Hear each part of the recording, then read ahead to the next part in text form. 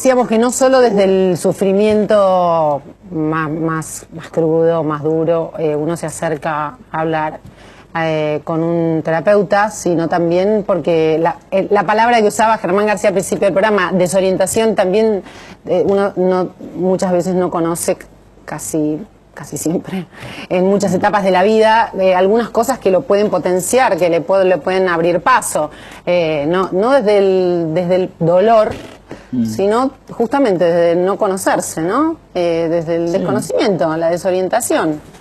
Sí, yo creo que la desorientación, digamos, si uno ve la función que ha cumplido la religión en su momento, incluso la política en otro momento, de golpe, por ejemplo, una observación que yo conozco es que cuando aparece la angustia existencial, el existencialismo, etcétera, cuando se viene abajo toda la creencia en que la historia tiene unas leyes que se cumplen. La historia no tiene leyes, acá estamos perdidos en la tiniebla, ¿qué hacemos con nuestra vida? Eso empieza con Sartre y todo el existencialismo francés. Entonces, yo creo que hay momentos de orientación y momentos de desorientación. Y que incluso las discusiones políticas, todo tiene que ver con eso. Cada uno ofrece una salida, no salga por acá que es mejor, no salga por allá que es mejor. Pero lo que dijiste es clave, porque la sensación es esa, de estar desorientados, ¿no? La filósofa sabe, y nos lo ha dicho en otros programas, que antes había grandes creencias para orientarnos, y justamente el psicoanálisis prendió en los países muy católicos, por ejemplo. Entonces, esa necesidad de agarrarse de algo, porque de verdad hay muy poco para agarrarse ahora, porque ¿no? tradicionalmente estaba la figura del sacerdote, la figura del médico, la figura del maestro. Y del político, bien dijo Germán también. Político. Todo perdió jerarquía. Claro, eran líderes sociales, eran referentes sociales. Claro.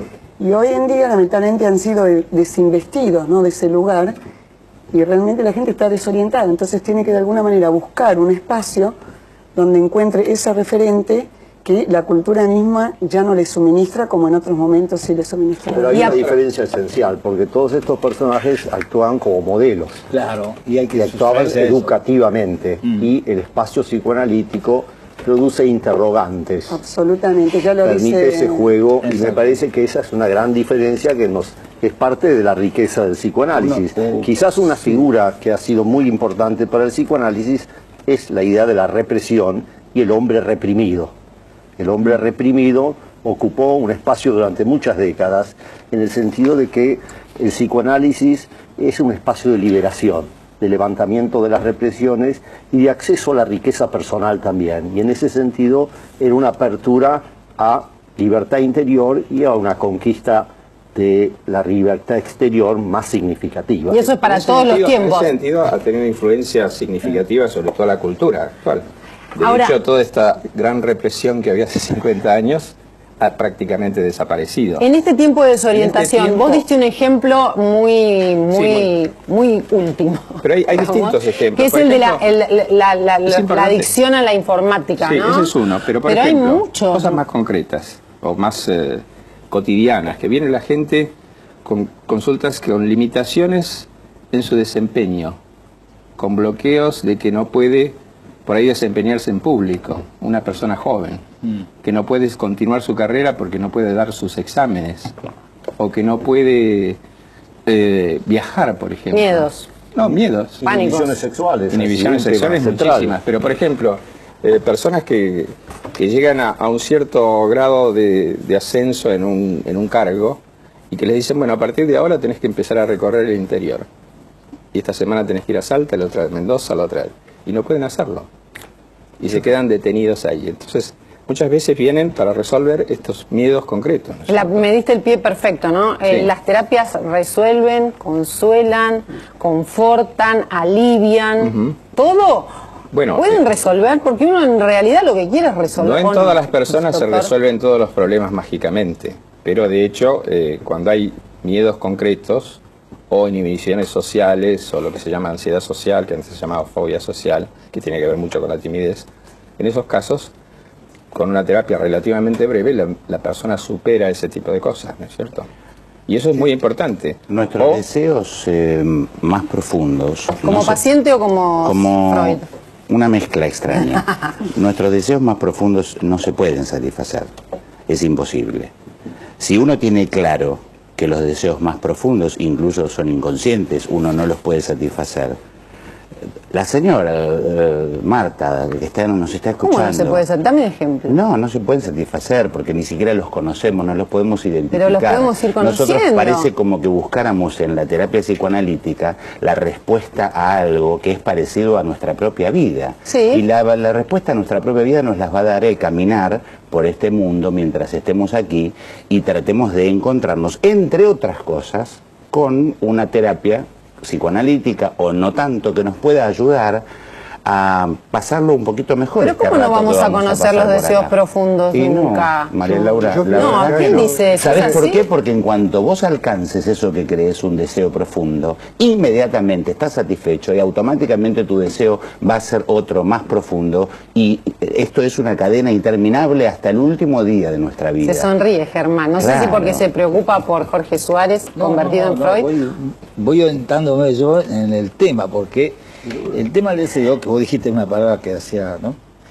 Spinoza, dice, la esencia del hombre es el deseo, ¿no? La esencia del hombre es el deseo. El tema del deseo es que el deseo es una orientación en la vida, porque yo me oriento por un ideal externo, que siempre voy a terminar llorando por él, o me oriento por un deseo que me lleve donde me lleve, estoy seguro que me lleva donde tenía que ir.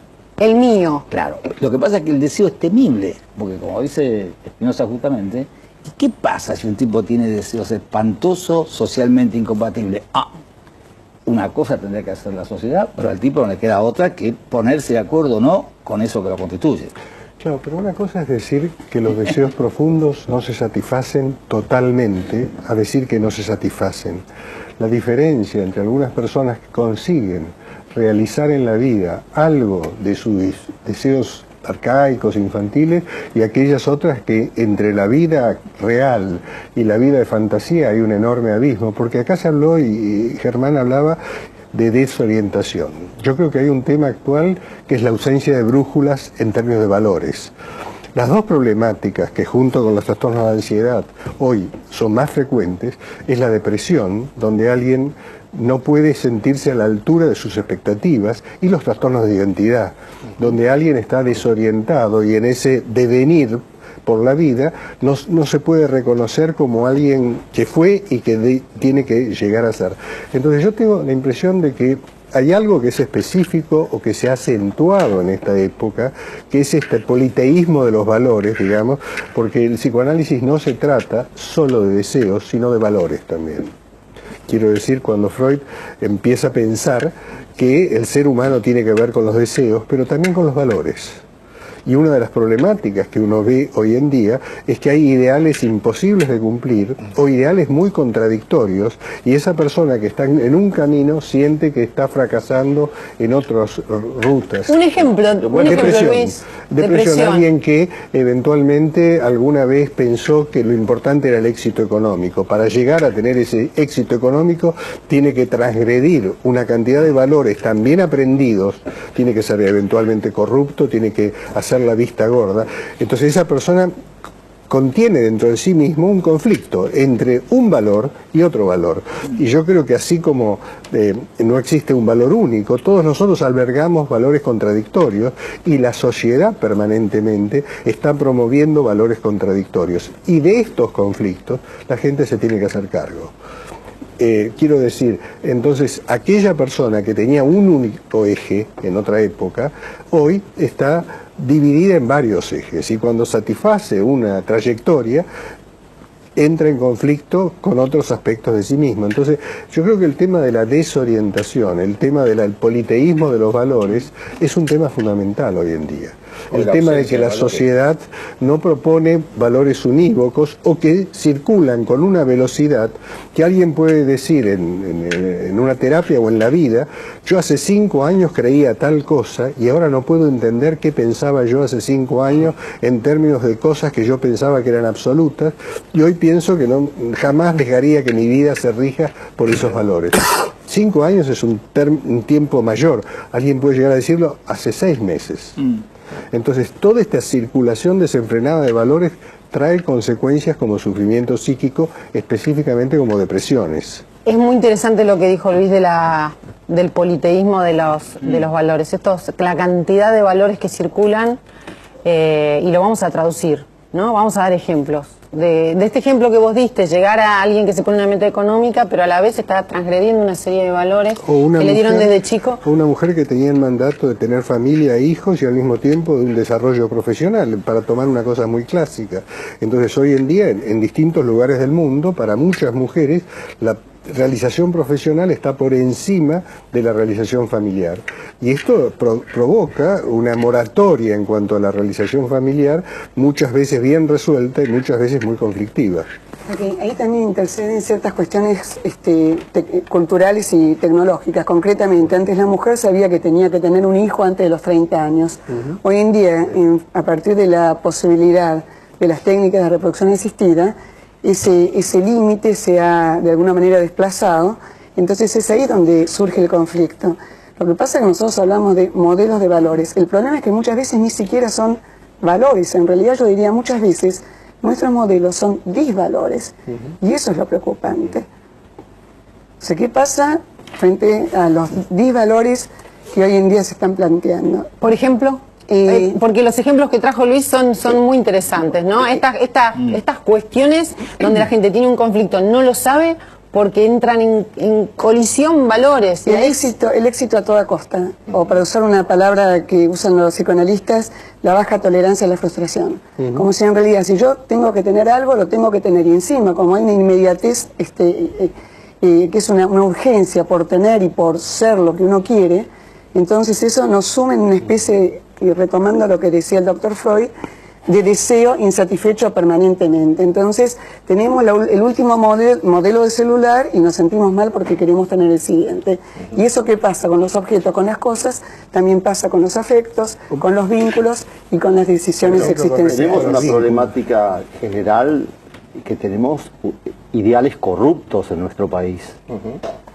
Desde las autoridades, desde las instituciones, estamos expuestos, y la juventud especialmente está expuesta a muchos ideales corruptos, mucho más que en otros lados quizás, pero podría ser un interrogante. Y estos ideales corruptos... Doctor, si los ideales son corruptos o los caminos para llegar a los ideales se tornan corruptos, porque los ideales corruptos me suena raro, pero vamos, que el camino inevitablemente nos lleva a la corrupción. Cuyos hijos toman como modelo la cultura de la delincuencia o de la droga. Y esos son valores, ¿no? Para ellos son valores. Es un valor, sí. De hecho, si prendemos el televisor nos vamos a encontrar con una mostración de psicópatas y de valores corruptos extraordinarios, que son modelos para la juventud, pero también obscenidades económicas. El dinero por el dinero en sí, la desconsideración por el otro. Todo eso reemplaza quizás a virtudes más nobles que, podríamos decir, existían antes como interrogantes. Quiero compartir con ustedes los auspicios de Argentina para el Mar. CEXA, estamos terminando el aeropuerto más moderno de América Latina. Inauguración Nueva Terminal B. Preembarque Internacional. Noviembre 2012. Aeropuertos Argentina 2000. Soñamos con vos. Desde hace 50 años que acompañamos a los chicos a estudiar. Los vimos jugar, los vimos sumergirse en la ciencia y en la tecnología, y también aprender idiomas, para mantener vivo el vínculo entre personas. Vimos mucho, pero queremos ver mucho más, porque un colegio no es solo un lugar donde se enseña, es un lugar donde se aprende a vivir. Colegio Tarbut. Estamos trabajando en un sistema de salud público que te cuide cada día mejor. Gracias a esto podemos enfocarnos en lo que más sabemos hacer, salvar vidas. En la ciudad la salud es prioridad, por eso es pública, gratuita y para vos.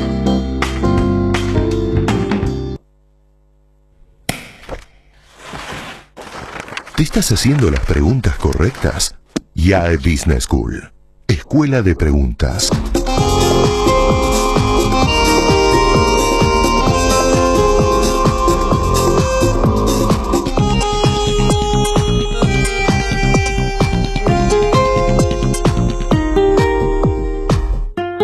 Y aquí está casi la cuestión de época, ¿no? El conflicto por el que se llega a, quizás a veces al consultorio, a una terapia, a hablar con alguien y que se desconoce, esta colisión de valores, decía Diana, falta de valores, pero quizás me encantó lo de politeísmo, de valores, que todos tienen uno diferente y por momentos unos chocan con otros y uno no tiene idea de eso, También ¿no? están los disvalores, como decía, los antivalores, ¿no? Por ejemplo, vos nadie hizo la plata trabajando. Pedías... Nadie hizo la plata trabajando. Es la frase típica de la Argentina. Pero digamos un joven profesional, médico, que está preparado para hacer buena medicina, sí, y después tiene que ver 8 pacientes por hora porque en la prepaga le exigen eso. Digamos un abogado que estudió Derecho y después va descubriendo que por el estado de la justicia hay mucha corrupción, entonces más que aprender a defender a nivel del ejercicio del derecho, tiene que aprender qué contactos puede hacer o no. Hay gente que sale de ese tipo de conflictos relativamente indemne. Mucha gente queda muy afectada. Pero vos sabés que cuando se estudiaban las pasiones, todos los economistas, Adam Smith y compañeros clásicos, han escrito un tratado de las pasiones.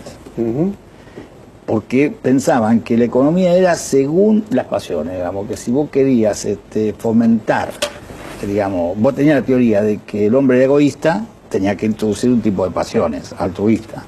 Pero si tenías al revés la idea de que el hombre era incapaz de avanzar con qué sé yo cuánto, bueno, entonces el equilibrio de las pasiones era parte de la economía.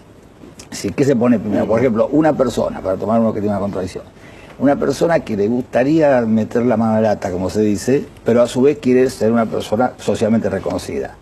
O la reconoce, le pone premio y todo, y el tipo, para no sacrificar su lugar social, va a controlar su pasión ratera, digamos, y así. Entonces ellos vivían haciendo juegos de cómo controlar una pasión con otra. ¿Los economistas? Los economistas era un juego social, incluso está el Camino del Corazón, que era como un mapa de un cuerpo, y entonces se juntaban las mujeres y jugaban, la carte de tender, ¿no? Jugaban a decir, bueno, ¿cómo hay que ir para enamorarse? ¿Del corazón a la sexualidad, o de la sexualidad al razonamiento? Suena raro, ¿no? Y fuerte, pero a la vez no había colisión, ¿no? Porque estaba todo afuera. Bueno, porque era un intento de ordenarlo. De ordenarlo. Hoy día vos no podés ni nombrar la pasión, entonces ¿cómo vas a ordenar? Por ejemplo... ¿Qué es lo que no se puede ni nombrar? Pero por ejemplo, vos decís, por ejemplo, esta catarata de eufemismo. Hay personas en situación de calle. Bien, hay personas que están tiradas en la calle. Es decir, donde hay una realidad que no podés cambiar, le cambias el nombre, le cambias la etiqueta, es un problema del packaging. Entonces cambiás, listo. Lenguaje light. Claro, entonces un tipo que está en una villa está en tránsito de llegar a un departamento alguna vez. Puede ser dentro de 3 generaciones. Si serían como, digamos, son nombres o etiquetas que se le ponen para que los demás lo puedan deglutir, tolerar, para no verlo, para maquillar. Ciertas vos recordarás cuando vos ibas al colegio, sí, claro. o si no, los chicos, recordarán que había 2 lenguajes, el del aula y el recreo. Bueno, toda la sociedad tiene 2 lenguajes. Tiene uno del aula, donde todo el mundo, yo me acuerdo del campeonato, decía, el orgullo que yo tengo de tener un gay en la familia. Mira, ni tanto ni tampoco. Puede ser que ahí sea fenómeno, no lo sea en absoluto. Pero quiero decir, de pronto pasas de la homofobia a que hay que ser campeones de la...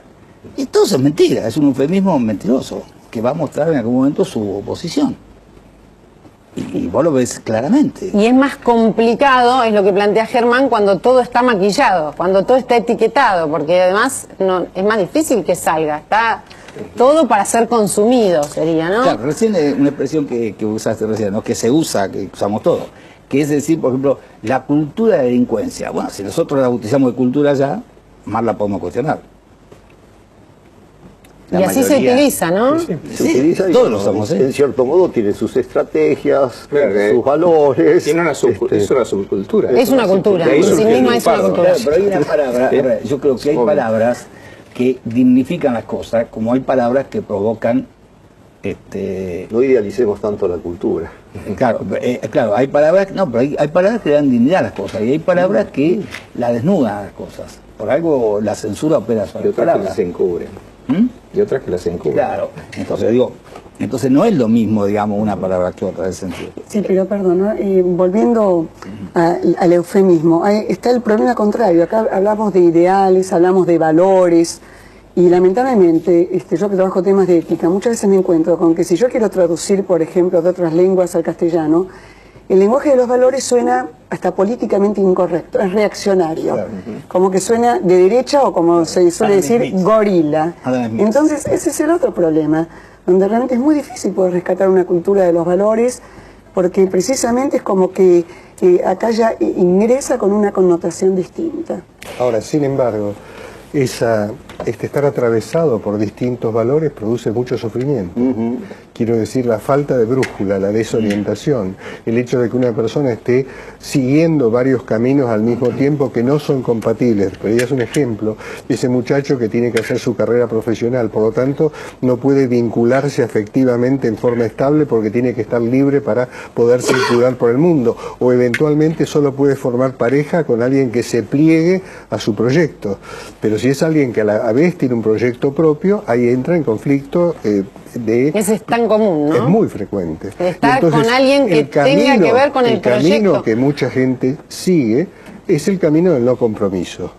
Ando ligero de equipaje y entonces puedo hacer lo que quiero. Y efectivamente cualquier vínculo, cualquier relación más o menos estable supone un compromiso.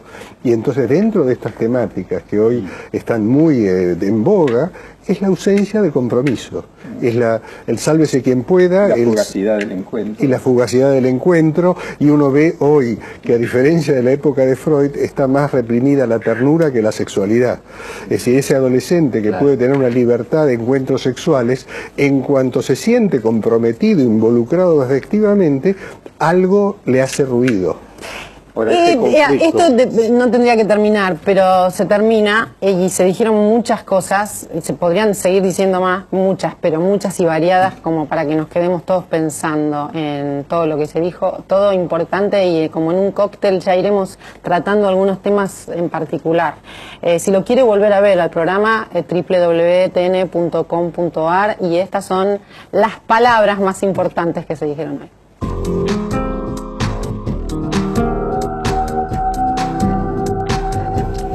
La gente se analiza porque quiere conocerse, porque está desorientada o para atravesar un sufrimiento.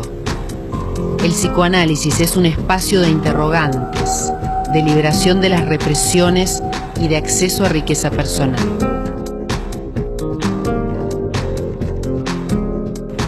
Tal como lo definió Freud, el psicoanálisis no tiene como propósito ir a los síntomas, sino apuntar al conflicto, y se ocupa del pasado en la medida que el pasado ayude a esclarecer conflictos del presente.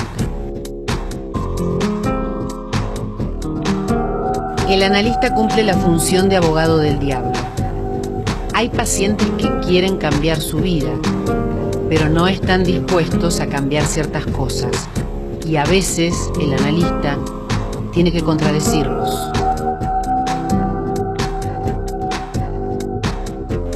En este tiempo han aumentado las consultas por adicciones, por conductas borderline, por ansiedad y por violencia familiar y urbana.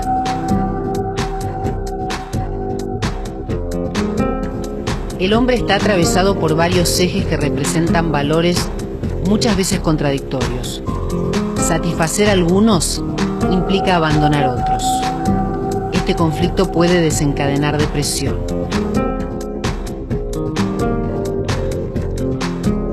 Analizarse es un trabajo. El paciente tiene que tolerar que le devuelvan una imagen de sí mismo.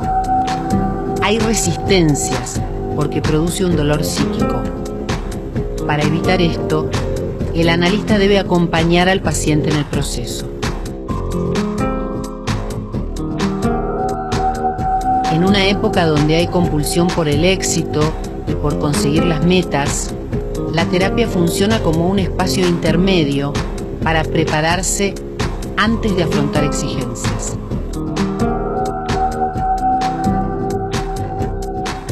Vivimos permanentemente situaciones urgentes, pero muchos eligen la terapia como un tiempo suspendido para pensar.